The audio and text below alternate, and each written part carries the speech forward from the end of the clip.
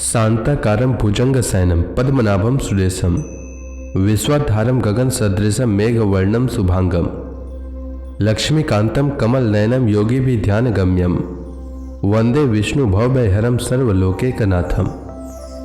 मंगलम भगवान विष्णु मंगलम गरुड़ध्वज मंगलम पुंडरीकाक्ष मंगलाय तनोहरि। ओम नमो भगवते वासुदेवाय। आज का दिन आप सभी के लिए मंगलमय हो। एकादशी के दिन जो लोग उपवास रखते हैं और सच्चे मन से विष्णु भगवान की पूजा करते हैं उन्हें जीवन में अच्छी सेहत सुख समृद्धि प्राप्त होती है। सट्टिला एकादशी के दिन सट्टिला एकादशी व्रत कथा जरूर सुनना चाहिए, साथ ही दूसरों को भी सुनाना चाहिए। इससे भगवान श्री हरि प्रसन्न होते हैं और हर मनोकामना पूर्ण करते हैं। तो आइए सुनते हैं सट्टिला एकादशी व्रत कथा। सब धर्मों के ज्ञाता, वेद और शास्त्रों के अर्थ ज्ञान में पारंगत, सबके हृदय में रमन करने वाले श्री विष्णु के तत्व को जानने वाले तथा भागवत परायण प्रहलाद जी जब सुखपूर्वक बैठे हुए थे उस समय उनके समीप स्वधर्म का पालन करने वाले महर्षि कुछ पूछने के लिए आए। महर्षियों ने कहा, प्रहलाद जी, आप कोई ऐसा साधन बताइए जिससे ज्ञान, ध्यान और इंद्रिय निग्रह के बिना ही अनायास भगवान विष्णु का परम पद प्राप्त हो जाता है। उनके ऐसा कहने पर संपूर्ण लोगों के हित के लिए उद्यत रहने वाले विष्णु भक्त महाभाग प्रहलाद जी ने संक्षेप में इस प्रकार कहा, महर्षियों, जो 18 पुराणों का सार से भी सारतर तत्व है जिसे कार्तिकेय जी के पूछने पर भगवान शंकर ने उन्हें बताया था, उसका वर्णन करता हूं, सुनिए। महादेव जी कार्तिकेय से बोले, जो कली में एकादशी की रात में जागरण करते समय वैष्णव शास्त्र का पाठ करता है उसके कोटि जन्मों के किए हुए 4 प्रकार के पाप नष्ट हो जाते हैं। जो एकादशी के दिन वैष्णव शास्त्र का उपदेश करता है उसे मेरा भक्त जानना चाहिए। जिसे एकादशी के जागरण में निद्रा नहीं आती तथा जो उत्साह पूर्वक नाचता और गाता है वह मेरा विशेष भक्त है। मैं उसे उत्तम ज्ञान देता हूँ और भगवान विष्णु मोक्ष प्रदान करते हैं। अतः मेरे भक्त को विशेष रूप से जागरण करना चाहिए। जो भगवान विष्णु से वैर करते हैं उन्हें पाखंडी जानना चाहिए। जो एकादशी को जागरण करते हैं और गाते हैं उन्हें आधे निमेष में अग्निष्टोम और अतिरात्र यज्ञ के समान फल प्राप्त होता है। जो रात्रि जागरण में बारंबार भगवान विष्णु के मुखार बिंद का दर्शन करते हैं उनको भी वही फल प्राप्त होता है। जिनके वंश के लोग एकादशी की रात में जागरण करते हैं वही धन्य हैं। जिन्होंने एकादशी को जागरण किया है उन्होंने यज्ञ, दान, गया, श्राद्ध और नित्य प्रयाग स्नान कर लिया।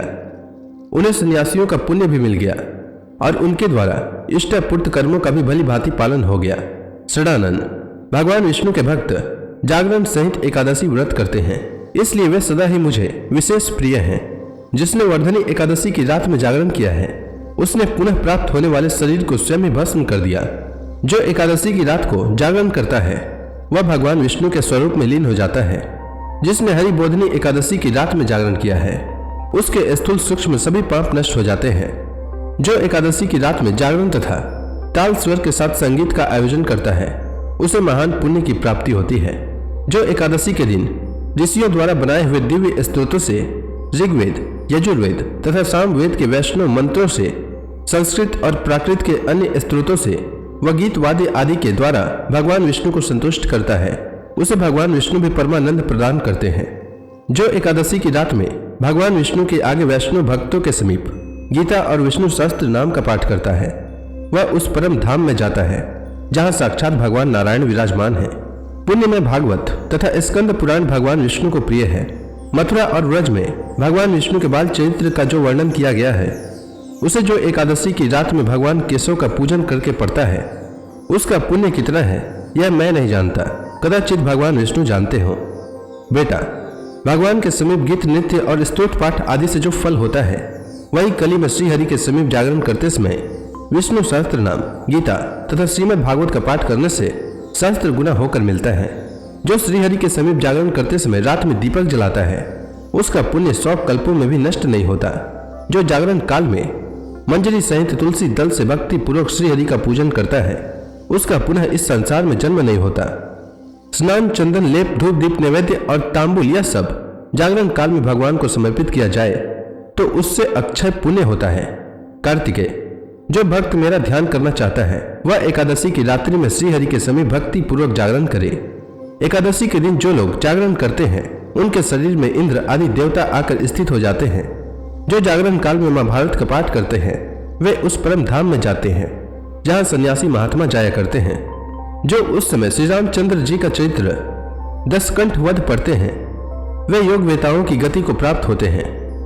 जिन्होंने श्रीहरि के समीप जागरण किया है उन्होंने 4 वेदों का स्वाध्याय, देवताओं का पूजन, यज्ञों का अनुष्ठान तथा सब तीर्थों में स्नान कर लिया। श्री कृष्ण से बढ़कर कोई देवता नहीं है और एकादशी व्रत के समान दूसरा कोई व्रत नहीं है। जहां भागवत शास्त्र है, भगवान विष्णु के लिए जहां जागरण किया जाता है और जहां शालिग्राम शिला स्थित होती है वहां साक्षात भगवान विष्णु उपस्थित होते हैं। अब आइए सुनते हैं षटतिला एकादशी व्रत कथा। भगवान श्री कृष्ण के श्रीमुख से एकादशियों का महात्म्य सुनकर श्रद्धापूर्वक उन्हें प्रणाम करते हुए युधिष्ठिर ने कहा, हे केशव, आपके श्रीमुख से एकादशियों की कथा सुनकर मुझे असीम आनंद की प्राप्ति हुई है। हे मधुसूदन, कृपया कर अन्य एकादशियों का महात्म्य सुनाने की भी अनुकंपा करें। भगवान श्री कृष्ण ने कहा, हे युधिष्ठिर, अब मैं माघ मास के कृष्ण पक्ष की एकादशी जिसे षटतिला एकादशी के नाम से जाना जाता है उसकी कथा सुनाता हूं, तुम ध्यानपूर्वक श्रवण करो। एक बार दालभी ऋषि ने पुलत से ऋषि से पूछा, हे ऋषि श्रेष्ठ, मनुष्य मृत्यु लोक में ब्रह्म हत्या आदि महापाप करते हैं और दूसरे के धन की चोरी तथा दूसरे की उन्नति देखकर ईर्ष्या आदि करते हैं। ऐसे महान पाप मनुष्य क्रोध, ईर्ष्या, आवेग और मूर्खतावश करते हैं और इसके बाद शोक भी करते हैं कि हाय, यह हमने क्या कर दिया।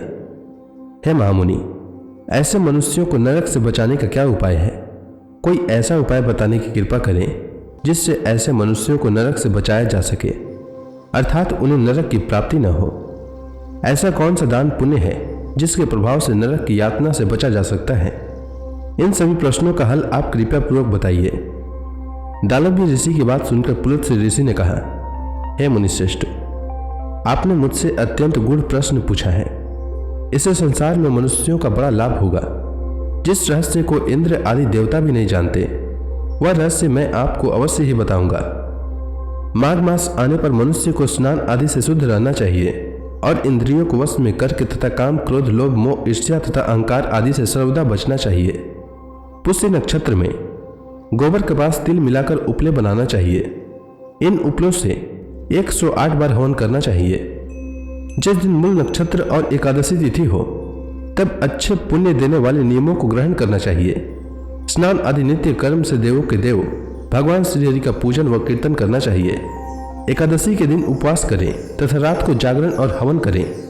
उसके दूसरे दिन धूप दीप नैवेद्य से भगवान श्रीहरि की पूजा अर्चना करें तथा खिचड़ी का भोग लगाएं।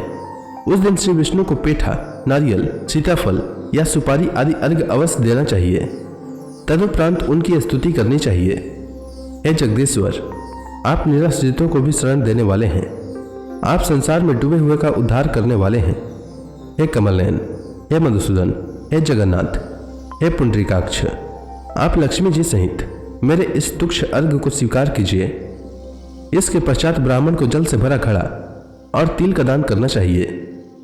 यदि संभव हो तो ब्राह्मण को गौ और तिल देना चाहिए।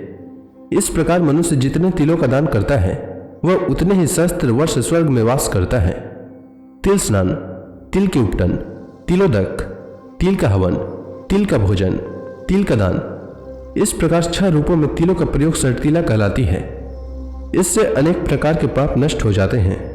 इतना कहकर पुलत से ऋषि ने कहा, अब मैं एकादशी की कथा सुनाता हूं, तुम ध्यानपूर्वक श्रवण करो। एक बार नारद मुनि ने भगवान श्रीहरि से षटतिला एकादशी का महात्म्य पूछा।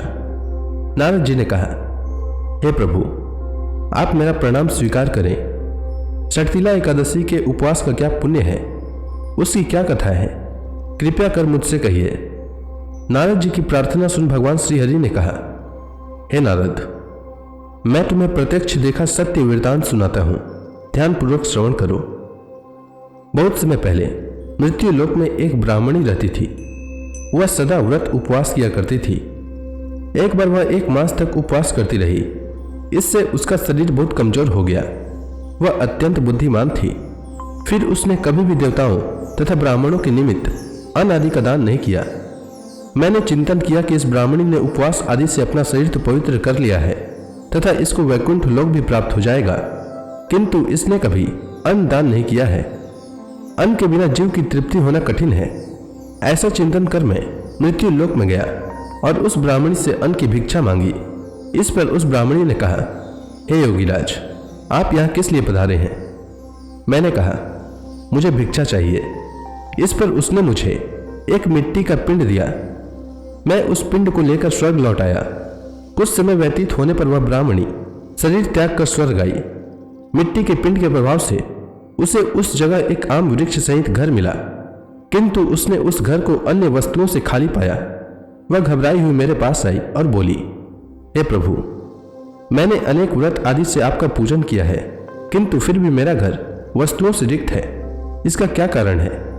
मैंने कहा, तुम अपने घर जाओ और जब देव स्त्रियां तुम्हें देखने आए तब तुम उनसे शर्तिला एकादशी व्रत का महात्म्य और उसका विधान पूछना। जब तक वे न बताएं तब तक द्वार न खोलना। प्रभु के ऐसे वचन सुन वह अपने घर आई और जब देव स्त्रियां आई और द्वार खोलने के लिए कहने लगी, तब उस ब्राह्मणी ने कहा, यदि आप मुझे देखने आई हैं तो पहले मुझे शर्तिला एकादशी का महात्म्य बताएं। तब उनमें से एक देव स्त्री ने कहा, यदि तुम्हारी यही इच्छा है तो ध्यान पूर्वक श्रवण करो। मैं तुमसे एकादशी व्रत और उसका महात्म्य विधान सहित कहती हूँ। जब देव स्त्री ने शर्तिला एकादशी का महात्म्य सुना दिया तब उस ब्राह्मणी ने द्वार खोल दिया।